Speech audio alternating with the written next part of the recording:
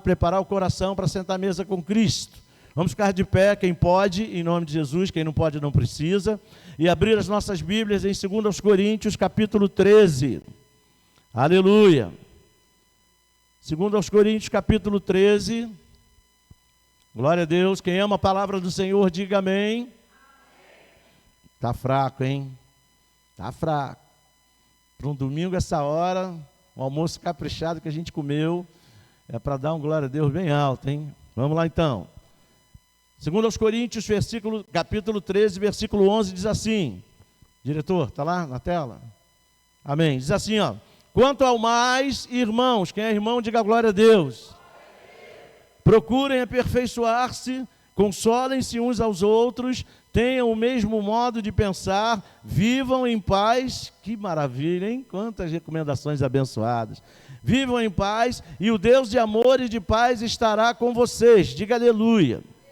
Saúdem uns aos outros com um beijo santo para você, amém? Recebe esse beijo santo aí. Saúdem uns aos outros com um beijo santo. Todos os santos mandam saudações. Que a graça do Senhor Jesus Cristo, o amor de Deus e a comunhão do Espírito estejam com todos vocês. Recebe essa bênção aí, amém? Glória a Deus, vamos orar. Senhor meu Deus, em nome de Jesus, quero te agradecer por tudo que já fizemos aqui nesta noite para o Senhor. Mas neste momento em especial, ó Pai, eu quero te agradecer pelo que o Senhor irá fazer por nós. Que a Tua palavra que será ministrada sobre as nossas vidas venha e produza em nós o efeito para o qual o Senhor a envia. Pai, obrigado por esse momento ímpar, onde nós temos o privilégio de nos assentarmos à mesa com o Senhor. Espírito Santo, nos revela a Tua palavra, nos revela todas as coisas, visita o mais profundo do nosso ser e faça uma grande obra em nossas vidas, uma obra magnífica, maravilhosa, poderosa. Nos humilhamos em Tua presença e reconhecemos que só o Senhor é capaz de fazer isso. Por isso te louvamos e te agradecemos no nome e por amor de Jesus Cristo, e que todos digam amém. Pode tomar o seu lugar em nome de Jesus. Meus queridos irmãos, a vontade de Deus, o desejo do coração de Deus é que todos nós sejamos abençoados. Quando? O tempo inteiro. O desejo de Deus é abençoar a mim e a você o tempo inteiro. E para isso Ele nos deixou a sua santa palavra. A palavra de Deus é bênção na nossa vida. A palavra de Deus é o poder de Deus sobre nós. O poder de Deus é a lâmpada para os nossos pés e a luz para os nossos caminhos, como Ele mesmo falou. Então significa dizer que a palavra que Deus deixou para nós é o próprio poder do Senhor e é um guia seguro para nós, já que ela ilumina os nossos caminhos, para nos instruir acerca de todas as coisas. A palavra de Deus, ela tem relação com todas as áreas da nossa vida, desde as menores, que para nós muitas vezes são insignificantes, até as mais complexas. A palavra de Deus tem direção, ela trata de todos os temas, de todos os assuntos que fazem parte da vida de uma pessoa, e em especial da nossa, porque nós somos o povo da palavra. E quem é o povo da palavra, diga glória a Deus. Então, se a gente para pensar, a gente vai perceber que Ele enviou Jesus para nos salvar e nos comprar para Ele mesmo com o próprio sangue de Jesus. E assim a gente pode imaginar que quem compra algo ou alguém é porque quer ter a posse, é porque quer ser o dono. Quando você compra uma coisa para você, é porque você quer possuir essa coisa. Por exemplo, quando você compra uma roupa, essa é a minha roupa. Ninguém mexe. Eu vejo isso lá em casa, quando a minha filha vai lá em casa, que quer pegar as roupas da Eliane, e ela fala, larga essa roupa aí que é minha. A Eliane dá logo uma bronca nela, mas assim ela leva, né? Sabe como é que é filho, né? E aí você vai lá e compra um carro. Ninguém encosta no seu carro, é o meu carro. Se encostar e arranhar, vai pagar. Não é verdade? Então tudo que a gente compra é para a gente possuir. De quem é aquele carro? Aquele carro é meu. De quem é aquele agasalho é meu. Não é assim que acontece com as coisas que a gente compra? Por que é seu? Porque eu comprei. Então tem uma notícia legal para te dar. Se Jesus te comprou para Deus com o seu próprio sangue, significa dizer que você tem um dono, e o seu dono é Jesus. Diga glória a Deus. E aplaudo o nome dele mais uma vez, porque você tem dono, você não está nesse mundo por obra do acaso, você não está nesse mundo como se fosse um barco à deriva, não, você tem um dono, alguém que dirige a sua vida, alguém que dirige os seus passos, alguém que te ama e quer cuidar de você o tempo todo, diga glória a Deus. Jesus quer cuidar de você o tempo todo, mas não só de você, Ele também quer cuidar das suas coisas, olha que privilégio para nós. Olha aí, Ele nos compra com seu próprio sangue e passa a ser o nosso dono. A Bíblia chega a dizer que nós somos propriedade exclusiva de Deus, diga amém. Olha como o sangue de Jesus é precioso. Isso só foi possível por causa da moeda que te comprou. Não foi ouro nem prata, foi o sangue do Cordeiro de Deus que tirou o pecado do mundo, diga aleluia. Então significa dizer que quando Deus nos compra, nós não somos mais dono de nós mesmos. Olha aí, nós passamos a ser propriedade de Deus. E mais, Ele passa a cuidar da sua propriedade. Deus não compra algo e deixa de lado, deixa estragando no tempo, se corrompendo com o tempo. Não, Ele não faz isso. Ele compra e cuida do que é seu. Deus cuida de você, diga eu creio. E Ele cuida de você da melhor forma possível. E para que Ele cuida de você? Para que você seja feliz. Você percebe isso? O desejo do coração de Deus é que você seja feliz. Para isso Ele te comprou. Não faria nenhum sentido um Deus todo-poderoso, um Deus que pode mudar radicalmente a história da vida de uma pessoa, um Deus que tem poder para fazer aquilo que bem entende, com aquilo que lhe pertence. Não faria sentido nenhum Ele comprar você para deixar você infeliz, para deixar que você continuasse numa vida de trevas, para deixar que você continuasse vivendo uma vida de derrota. Isso é mentira do diabo. O diabo tenta impor essa crença errada no nosso coração. Tenta você acreditar que você é um fracassado. Tenta você acreditar que você não tem direito a nada, que você não é digno do amor de Deus, que você não é digno de ser abençoado, que você não é competente para vencer os desafios da sua vida. Ele tenta enganar você lançando esses sofismas. O que é um sofisma? É uma crença errada. É uma afirmativa equivocada, sem base, sem fundamento. Então ele tenta lançar essas mentiras para enganar o povo de Deus. Por quê? Para enganar o povo de Deus? Porque as pessoas que estão lá fora, quer elas saibam ou não, elas já estão fadadas ao engano. Porque o mundo jaz no maligno, ou seja, o mundo está diretamente influenciado pelo maligno. Mas quando você é liberto pelo poder de Jesus, quando Ele liberta você pela obra consumada na cruz do Calvário, você passa a ser nova criatura, lavada e remida pelo sangue de Jesus, nascido da água e do Espírito pelo poder do Espírito Santo. E você passa a ser mais que vencedor, diga glória a Deus. Isso não é jargão evangélico, isso é Bíblia Sagrada. A Bíblia diz que aquele que está em Cristo é mais que vencedor. Mais que vencedor, diga glória a Deus. Então essa é a nossa condição, é nessa situação que Deus nos coloca, por causa da sua graça, do seu amor e da comunhão que nós temos com Ele no Espírito Santo. Isso é bênção pura. A Bíblia te abençoa com essa graça, a Bíblia te abençoa com esse amor, a Bíblia te abençoa com esta comunhão no Espírito. E quem é a Bíblia? Cristo, diga glória a Deus.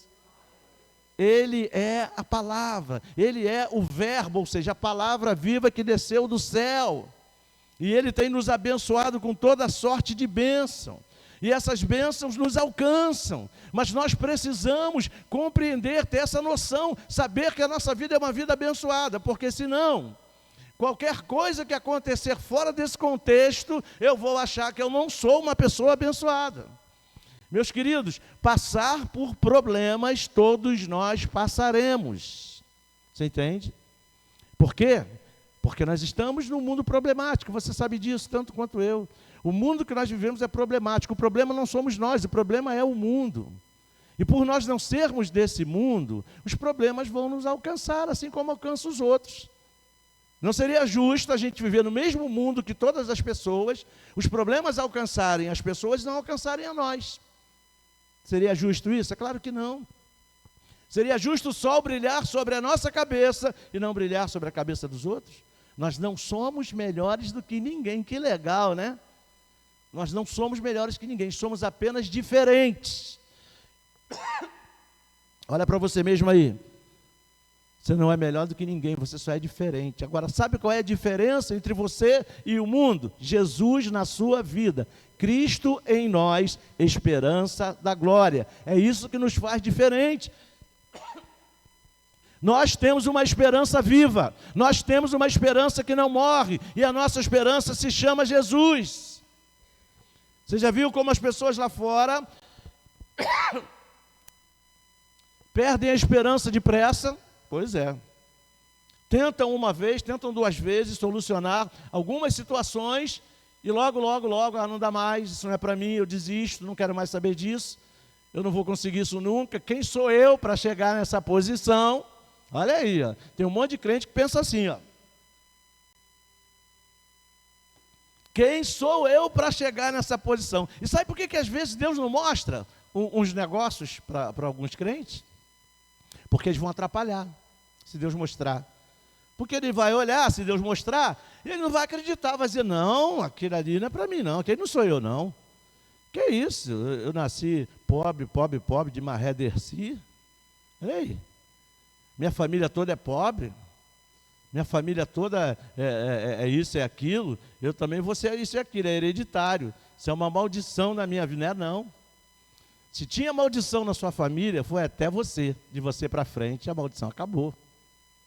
Porque Cristo levou todas as nossas maldições na cruz do Calvário. Porque a Bíblia diz, maldito todo aquele que for pendurado em madeiro. E ele foi pendurado na cruz de madeira no nosso lugar. Você entende? Então acabou, quebrou. A partir de você, houve libertação. Ele te libertou do império das trevas e te transportou para o reino do Filho do seu amor. Hoje você é filho de Deus. Você entende? Então sobre a sua vida não existe maldição, existe bênção. Diga aleluia. Diga comigo, a minha vida é minha vida abençoada. É uma vida abençoada. Diga, eu posso todas as coisas naquele que me fortalece. Diga comigo, a alegria do meu Senhor é a minha força, e nada vai me deter. Diga glória a Deus, e aplauda o nome dele mais uma vez, porque nada pode parar você. Glória a Deus. E o texto que nós lemos fala que a graça de Jesus Cristo está sobre nós. Esse texto declara a graça de Cristo sobre nós. O que é essa graça? É o favor imerecido de Deus. Olha aí. Para com a nossa vida, é um presente de Deus para cada um de nós. Graça é dom, dom é presente. Quando nós estávamos, muitos de nós, no pior momento de nossas vidas, essa graça nos alcançou, diga glória a Deus, e trouxe para nós a salvação. Efésios capítulo 2, diretor, por gentileza, Efésios capítulo 2, aleluia. A partir do verso 8, o que diz lá? Vamos lá, diz assim, ó. Porque pela graça vocês são salvos, mediante a fé. E isso não vem de vocês, é dom de Deus. Ou seja, é um presente de Deus. Bota o 9, por favor. Não de obras para que ninguém se glorie. O 10. Pois somos feitura dele, criados em Cristo Jesus para boas obras, as quais Deus de antemão preparou para que andássemos nela. Ou seja, Deus preparou tudo antes, olha aí, para abençoar você. Você não merecia, mas pela fé que você teve em Cristo Jesus, quando alguém disse para você que Ele te amava e tinha um plano legal para a tua vida, você creu, abriu o coração e a graça veio sobre você. E essa graça, quando você creu, pela fé te salvou e fez de você o que você é hoje, essa pessoa abençoada. Olha aí, você é uma pessoa abençoada. Então isso não pode diminuir você. Porque a graça de Deus está sobre você, não foi porque você mereceu, não foi porque você fez nada, Deus te amou, o único trabalho que você teve foi crer e receber. Você entende? Aí tem gente que fica, mas eu não sou merecedor. Ah, coitado. Ah, coitado. Eu te pergunto, se fosse esperar que nós merecêssemos, será que nós hoje estaríamos aqui? Eu te garanto que eu não estaria aqui se fosse para merecer. Eu era ruim. Você entende? E tenho certeza que muita gente aqui também era ruim. Pois é. A gente odiava alguém, tinha um desafeto. A maioria de nós tinha desafeto. Infelizmente, muitos de nós hoje ainda têm desafeto, apesar de não poder, né? Então se desfaz desse desafeto em nome de Jesus, tira o pé desse laço em nome de Jesus e perdoa essa pessoa. Ou então pede perdão, porque isso aí pode te complicar. Você foi feito para ser uma bênção, e quem é bênção tem que abençoar, e o perdão abençoa. Você entende? É uma das maiores bênçãos que existe. Pelo sangue de Cristo todos os nossos pecados foram perdoados. Olha aí, será que é só Cristo que tinha que perdoar? Não, nós também. Perdoar porque nós fomos perdoados. E continuamos perdoados, então a gente precisa perdoar. Então, nós fomos chamados de graça, pela graça, através da graça, para sermos uma bênção. E nós somos uma bênção. Então não deixe ninguém tirar você dessa posição, não deixe ninguém diminuir isso em você. Foi um presente que você ganhou. O que você fez para ser assim? Eu ganhei pela graça, Cristo me abençoou, Cristo me comprou com seu sangue, Cristo me perdoou, Cristo me tirou das trevas e me colocou no lugar de luz. Eu sou santo em Cristo Jesus, porque Ele me santificou. Diga glória a Deus. Você entende? Então, o que a gente precisa é se apropriar dessas verdades. Eu vivo pela graça de Cristo, porque essa graça foi derramada sobre mim.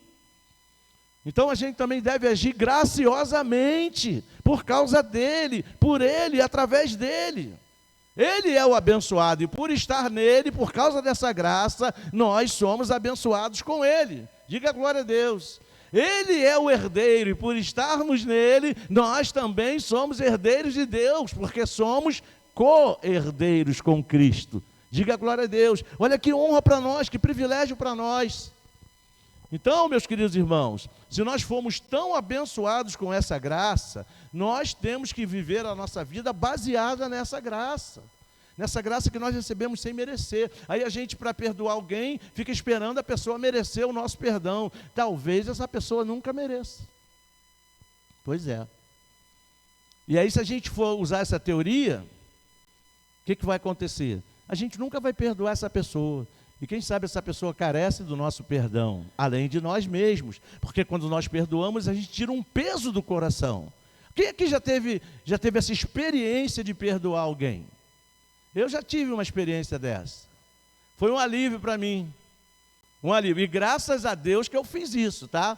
Pedi muito a Deus, levei anos remoendo um sentimento esquizoide no coração, e aquilo me remoendo. Um dia eu falei, Senhor, hoje eu tenho que fazer isso. Fui lá e fiz, ainda bem que eu fiz, porque logo ali na frente a pessoa morreu. E se eu não tivesse feito isso, eu ia estar carregando esse peso até hoje. Você entende? Até hoje. Então, não vale a pena a gente fazer isso. Por quê?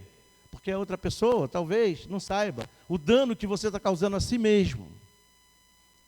Muitas vezes o dano é muito maior para quem não perdoa ou para quem não pede perdão do que o dano causado a outra pessoa.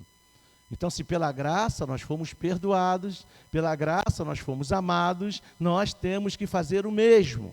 Não estamos fazendo uma barganha com Deus, mas é uma consequência desse amor, uma consequência desse perdão, uma consequência dessa graça. É uma das maneiras de nós respondermos a essa graça, é exatamente retribuindo alguém com a mesma graça. Isso é o mínimo que Jesus espera de nós. Através de nós, Ele pode derramar a mesma graça que está sobre nós na vida das outras pessoas. A gente pode ser um transmissor dessa graça para tantas outras pessoas que também precisam. Você pode dizer amém?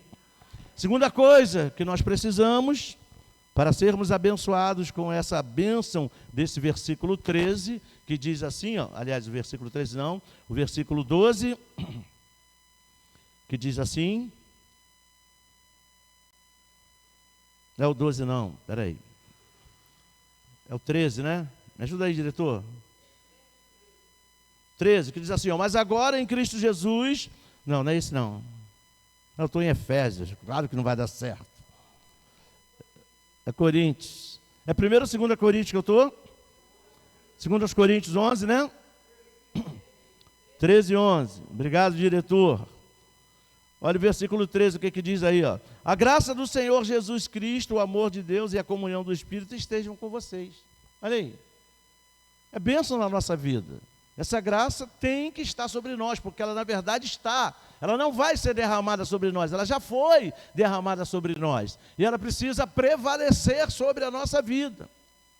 E eu preciso responder a essa graça, divulgando, espalhando o amor de Cristo, espalhando o poder salvador dessa graça, espalhando o poder do Espírito Santo que está sobre mim. E a segunda coisa que eu preciso fazer para viver essa bênção é exatamente andar no amor de Deus. Olha aí. Preciso andar no amor de Deus. Muitos de nós insistem em procurar o amor perfeito nas pessoas. Pessoas não amam perfeitamente. Por quê? Porque não são perfeitas. Pessoas são falíveis. E nós somos pessoas. Então, eu acho que eu falei até isso aqui hoje pela manhã. Nós não podemos colocar as nossas expectativas nas pessoas. Porque as pessoas são como nós, todos falham. Pessoas nos decepcionam. Isso não significa dizer que nós não temos que nos relacionar com pessoas. É claro que a gente tem que se relacionar com pessoas. Por quê? Com gato e com cachorro não dá certo. O gato se relaciona com o gato. Miau, um fala miau, outro fala miau. O cachorro com o cachorro, um fala uau, outro fala uau. Então nós temos que nos relacionar com quem fala palavras, com quem se comunica, com quem raciocina. Esses são os seres humanos, são as pessoas, somos nós. Então eu não vou deixar de me relacionar com as pessoas, não vou deixar de me casar, não vou deixar de ter amigos, não vou deixar de interagir com as pessoas da sociedade na qual eu estou inserido, porque as pessoas não são confiáveis. Você entende? Muito pelo contrário, eu preciso pedir a Deus sabedoria para lidar com cada uma das pessoas, aceitando-as como elas são. Você entende? Muitas vezes a gente fica querendo mudar os outros. Ninguém muda ninguém, só quem muda é Jesus. Diga glória a Deus. Só Jesus tem poder. Ah, eu vou casar com ela e ela vai mudar. Vai não, meu querido. Vou casar com ele vai não. Só se tiver Jesus na história. Aí Jesus tem poder para transformar. Mas se Jesus não estiver na história, não vai mudar não. Vai viver com essa Gabriela ou com esse Gabriel a vida inteira. Eu nasci assim, eu cresci assim, vou viver assim, vou ser sempre assim. Não é isso que a Gabriela diz? Gabriela da história. Mas nós não somos Gabriela, nós somos de Cristo. Evangelho é mudança, o Evangelho mudou a nossa vida. Jesus Cristo mudou meu viver. Você pode dizer isso? Jesus Cristo mudou meu viver. E a vida que eu agora vivo pela fé no Filho de Deus que me amou e a si mesmo se entregou por mim. Diga aleluia. Essa é a tua história agora. Jesus escreveu uma nova história na tua vida. Agora você é bom. Sabe por quê? Porque Ele é bom. Diga aleluia. Agora você é uma pessoa maravilhosa, uma pessoa amável, uma pessoa tratável, uma pessoa feliz. Olha aí. Você entende? Esse é você agora. Se você não está sendo isso, endireita esse negócio. Porque você agora é esse. Uma pessoa com novas possibilidades. Uma pessoa cuja esperança não morre jamais. Uma pessoa que enfrenta lutas sim, mas já é mais que vencedora em cada uma delas. Não é isso que a Bíblia diz? Em todas essas coisas, porém, somos mais que vencedores por meio daquele que nos amou. Não é porque eu sou forte, é porque Ele é forte. Não é porque eu posso, é porque Ele pode. Se eu estou nele, tudo que Ele é, sobra para mim. Você entende? Você pode dar um glória a Deus? Você é mais abençoado do que você possa imaginar. Então ande no amor de Deus. O amor de Deus é incondicional. O amor de Deus não espera que as pessoas melhorem, não espera que aconteça isso ou aquilo. O amor de Deus simplesmente ama. Foi assim que Ele fez com a gente. Olha que lição para nós. A gente às vezes quer esperar as pessoas melhorarem. Ah, só vou falar com aquela minha prima se ela melhorar. Ah, só vou falar com o meu irmão de sangue se ele melhorar. Olha só agora o absurdo. Só vou falar com a minha mãe e com o meu pai se eles melhorarem. Isso é amor? Não é amor. O amor verdadeiro não visa os seus interesses próprios. O verdadeiro amor é abnegado, ele abre mão de si mesmo em benefício da outra pessoa. E esse é o amor de Deus que está em nós. É o amor que não impõe condições, que não espera melhorar para perdoar. Esse é o amor de Deus. E esse amor está em mim, está em você sim. Então a gente não tem desculpa para não viver debaixo desse amor. Olha aí. Esse é aquele amor que quando o filho pegou a herança dele, que não tinha nem direito de pegar naquela ocasião ainda, e meteu o pé, você entendeu? Meteu o pé, caiu no mundo, gastou o dinheiro todinho dissolutamente, com meretrizes e por aí vai. E aí, um dia o filho cai na real, porque chegou no fundo do poço, e aí ele pensou, caramba, olha como eu fui tolo, lá na casa do papai, tem papá, tem roupa limpa, tem tudo que eu preciso, e eu aqui comendo lavagem, não era nem lavagem, era alfarroba, pior do que lavagem, e eu aqui, né, sendo humilhado, sendo maltratado, e tudo de bom lá na casa do papai. Sabe o que eu vou fazer? Não quero mais isso para a minha vida não, me arrependo de tudo isso, vou para a casa do papai. Quando o guri chega lá, o pai está com um chicote na mão, uma vara de goiabeira na mão, né? Então um chinelo de mamãe, só que lá era o papai. Quando o guri chega, o pai mete a vara de goiabeira nele, mete o chicote, seu safado, sem vergonha. Fez e aconteceu, torrou tudo, encheu a cara de cachaça, fez tudo que não devia fazer, né? Agora volta, acabou o dinheiro, safado, miserável, acabou o dinheiro, agora volta. Não é isso que talvez nós fizéssemos? Quantos já fizeram isso? Mas quando o filho se arrependeu e voltou, o pai nem esperou que ele entrasse na porteira da fazenda. A Bíblia diz que quando o filho apontou lá, o pai todo dia ia lá esperar o filho.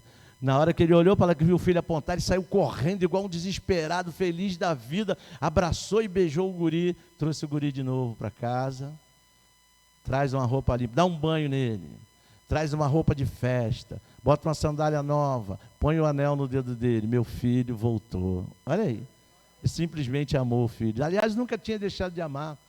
Já pensou se ele fosse esperar o guri melhorar para amar o guri? Não ia amar. Que lição para nós, né?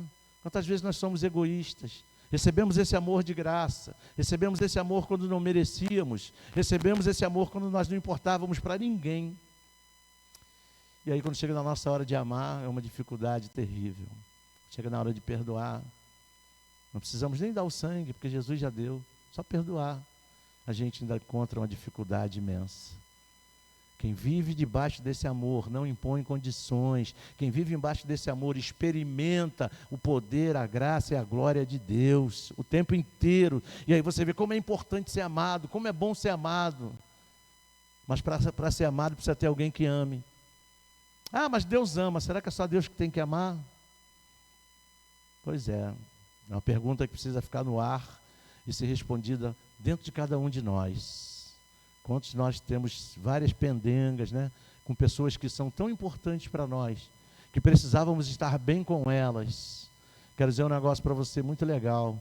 Eu não sei porque que eu estou dizendo isso, mas se eu estou dizendo é porque Deus está mandando dizer. A família é o alvo do amor de Deus.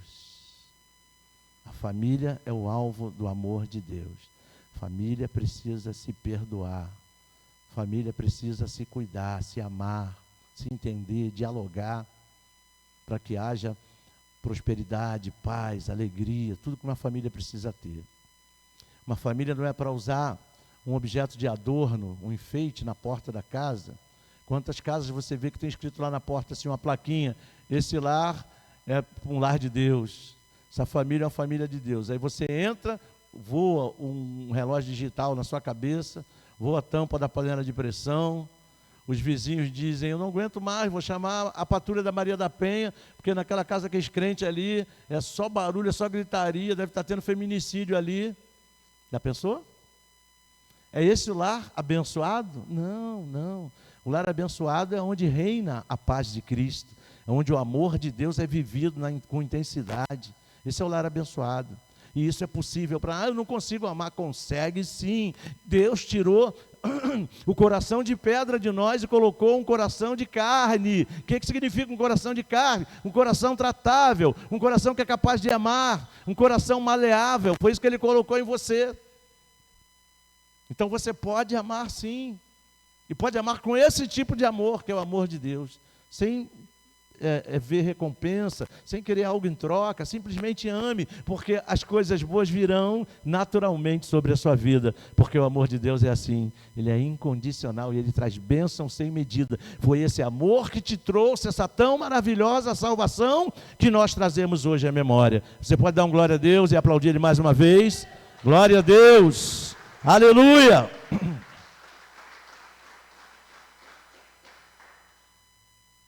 Glória a Deus. E para terminar, para que a gente possa desfrutar dessa bênção que foi impetrada sobre nós, nesse texto que nós lemos, nós também precisamos desfrutar da comunhão do Espírito Santo. Lembra? Disse a graça, o amor e o poder do Espírito Santo. A comunhão do Espírito Santo estejam em todos vocês. Então você veja, meus queridos irmãos, que durante todo o Antigo Testamento, o Espírito de Deus se movia sobre o rei, o sacerdote, o profeta, mas essa não era uma prerrogativa do povo em geral, ok? Olha que privilégio para nós. Na Nova Aliança, o Espírito Santo veio sobre todos nós. Diga glória a Deus. O mesmo Espírito Santo que estava sobre Davi para reinar, está sobre nós. O mesmo Espírito Santo que estava sobre o sumo sacerdote para fazer a expiação anual do povo, está sobre nós. O mesmo Espírito Santo que estava sobre o profeta Ezequiel e sobre tantos outros para profetizar, está sobre nós. Você entende? Então, meus queridos irmãos, nós não podemos deixar de viver essa comunhão. Não podemos viver como se nós estivéssemos à deriva nesse mundo, por nossa própria conta e risco. Nós não precisamos viver assim. Nós vivemos o tempo da graça, a dispensação do próprio Espírito Santo. E esse Espírito foi derramado sobre a igreja. Diga aleluia. Cumpriu-se a promessa do derramamento do Espírito sobre os velhos, sobre os jovens, sobre as mulheres e sobre os homens, e até sobre os servos e servas, como diz a profecia de Joel, capítulo 2. Isso já aconteceu, isso não vai acontecer, essa palavra já se cumpriu. O Espírito Santo está sobre nós, o mesmo Espírito Santo que estava sobre Jesus quando ele cumpriu o seu ministério, quando andou entre nós. Não é outro Espírito, é o mesmo Espírito. É o Espírito da comunhão, é o Espírito do poder. Você entende? Esse Espírito está sobre nós. Então nós não podemos abrir mão de viver esse poder que está sobre nós. Quando nós nos convertemos, nós passamos a ser o templo do Espírito Santo. Fomos cheios do Espírito Santo. Aquele Espírito que nos convence do pecado, que nos convence do juízo. Ninguém precisa dizer para você que você pecou. O Espírito Santo está lá, não para te acusar. E não é o acusador é o inimigo. Está vendo? Você não é crente, olha o que você fez. Para você acabou. Acabou não. 1 João 1,8 diz o quê? Que se nós dissermos que não temos pecado, nós somos mentirosos. Correto? Enquanto estivermos aqui nesse mundo, estamos sujeitos a pecar. Não somos perfeitos ainda. Atingiremos a perfeição quando chegarmos na glória, estivermos face a face com Jesus. Mas enquanto aqui nesse mundo ainda estamos sujeitos ao pecado, não queremos mais pecar. Por quê? Porque não somos mais escravos do pecado, ok? Não temos mais nenhum compromisso com o pecado, não queremos mais pecar, mas é possível que ainda venhamos a pecar. Você entende? E o versículo 9, 1 João 9 diz: mas, porém, no entanto, se nós confessarmos os nossos pecados, Ele é fiel e justo. Diga comigo, ele é fiel e justo. Para nos perdoar os pecados e nos purificar de toda injustiça. O que isso quer dizer? Perdão para nós. Temos um advogado que está sentado à direita de Deus, como sumo sacerdote da ordem de Melquisedeque, chamado Jesus Cristo, que intercede por nós diante do Pai. Você entende? Essa é a nossa condição, mas isso depende da nossa comunhão com o Espírito Santo. Você entende? Não podemos abrir mão dessa comunhão. O Espírito Santo vai falar com você com aquela voz mansa, com aquela voz suave no seu coração. Ele não vai botar o dedo no seu rosto, ele não vai dizer, olha, você não é mais digno. Não, ele não vai fazer isso. Afinal, ele é Deus e ele te ama, diga aleluia. Você é a pessoa mais amada do universo, diga eu creio. Você entende? Você é a pessoa mais amada do universo, esse amor está sobre a sua vida. E o Espírito Santo está ali como selo, como garantia de que esse amor está sobre a tua vida. E de que você vive uma vida abençoada. De que a graça, o amor e a comunhão do Espírito estão sobre você sim, para abençoar a sua vida. Mas essas coisas não estão sobre você apenas para ilustrar a sua vida, apenas para enfeitar a estante da sua vida. Não é para isso, estão sobre você, para você usufruir. Então você precisa usufruir dessa graça, usufruir desse amor, usufruir dessa presença poderosa do Espírito Santo. Ele é o mentor da sua história, o mentor da sua vida. É Ele quem precisa dirigir os seus passos. Deixa Ele fazer isso para você. Você entende? Ele conhece todos os caminhos desta vida. E Ele sabe qual é o melhor caminho para você. Você me ouve sempre dizer aqui da parte de Deus que existem caminhos que ao homem parecem perfeitos, mas ao final são caminhos de morte, como dizem Provérbios, não vão dar em nada. Mas os caminhos de Deus, diz a Bíblia, são perfeitos. E são por esses caminhos que o Espírito Santo vai te levar, por esses caminhos que Ele vai te guiar, porque a Bíblia diz que os verdadeiros filhos de Deus são guiados por esse Espírito. Deixa aquele que conhece tudo orientar você, é uma orientação segura, se você consegue discernir a voz mansa dele falando no seu coração, é um guia seguro. Se você está em Cristo, a voz do Espírito dentro de você é um guia seguro. Ele vai te guiar à vitória, Ele vai te guiar às soluções dos seus problemas, Ele vai tirar você da angústia, vai tirar você da depressão, vai tirar você de todas as mazelas que tentam impedir você de viver a vida abundante que Cristo veio trazer. Você entende? É Ele, é por meio dEle, tudo foi feito por Ele, e sem Ele nada do que foi feito se faria. Deixa Ele guiar você. Viva em comunhão com Ele. Eu me lembro, eu sempre falo isso aqui, aliás eu não sei porquê, você deve que o CD agarrou, que Deus, Ele tinha o prazer, gente, Ele tinha o prazer de ir lá no jardim do Éden todo dia, falar com Adão. Se você partir do princípio que Adão estava num lugar perfeito, não tinha falta de nada, o lugar era perfeito, ele era perfeito. Para que Deus ia lá todo dia falar com aquele camarada? Primeiro, porque Deus amava ele. Segundo, porque Deus tinha prazer em ir lá ter comunhão com ele. Deus ia lá para se relacionar. Deus é uma pessoa e pessoas se relacionam. Você entende? O Espírito Santo é Deus, é o próprio Deus em você. Então Ele quer ter uma relação pessoal com você. E muitas vezes nós vivemos ignorando essa relação, ignorando essa comunhão, ignorando essa presença dentro de nós. Quem vai sair perdendo nisso aí somos nós, não é Ele. Ele quer, mas nós temos que querer ainda mais. Conversa com Ele, fala com Ele.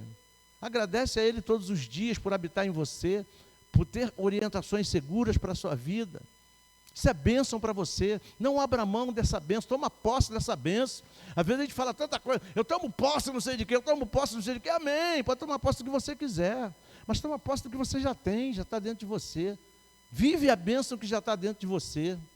Você entende? A graça já está em você, o amor de Deus já está em você, o Espírito Santo já está em você. Você entende? Vive isso com intensidade. E você vai ver como a sua vida vai ser não apenas de palavras, mas vai ser de direito e de fato uma vida muito abençoada. Como Deus disse para Abraão: Abraão, sê tu uma bênção, cara. Deus também diz isso para nós: sejam vocês uma bênção, porque a graça de Deus, o amor de Deus e a comunhão do Espírito estão sobre vocês. Então você tem todos os subsídios para ser uma bênção. Você tem tudo que você precisa para ser uma bênção. É tipo assim, a gente não tem desculpa para não ser uma bênção. Você entende? Então seja uma bênção, seja uma pessoa alegre. Bota um sorriso nesses lábios, né? Não sei se você sabe que um coração alegre, ele produz um sorriso.